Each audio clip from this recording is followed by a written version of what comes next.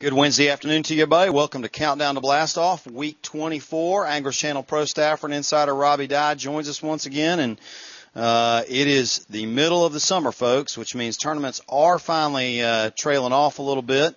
Robbie and I were just talking about the impact it's had on fishing region-wide.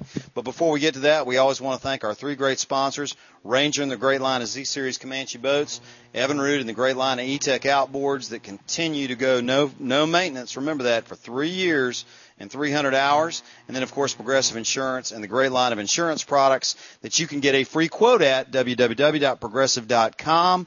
Robbie, it is the time of year where things are finally starting to cool down a little bit from a tournament activity standpoint. We're looking at some tournaments here on the anglerschannel.com homepage, but bottom line is the water temps have just gotten so high on many of these fisheries, and with all the flooding going on, there's just not a lot of options right now. No, there's not, John. Either you got to go early or late, or you fish at night. The fishing in the daytime is really tough, and there's a few lakes around that are still putting out some pretty good bags, but for overall, the fishing has really slowed down, John. Well, let's take a look at some of the events that are going on this week and rolling into this weekend.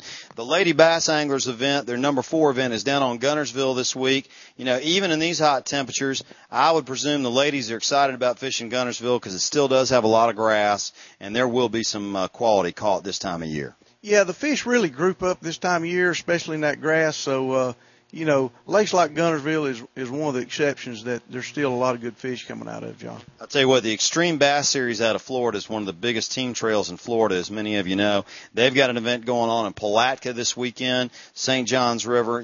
That fishery, no matter what the temps, knowing that we've been there in May when it's 95 degrees, it'll still kick off 22, 24, 26 pounds.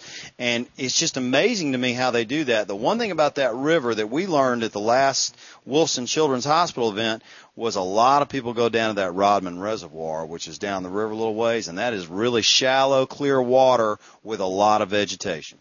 Yeah, those guys or the girls might run down to Rodman, but I'd say there's going to be a lot of them fish closer to the ramp this time. But with that shallow water, the water's really going to heat up, John, and it's going to get tough up in the day. They're going to have to catch them early. Yeah, no, I think you're right. Now, speaking of night tournaments, you mentioned that, if you do want to catch fish, nighttime is really one of the few times that you can do that. The Chattanooga Bass Association, CBA, you've seen we followed them all year. They fish every tournament on Chickamauga. Their tournament this weekend is a night tournament. Now, that lake's probably been the best lake in the country this year.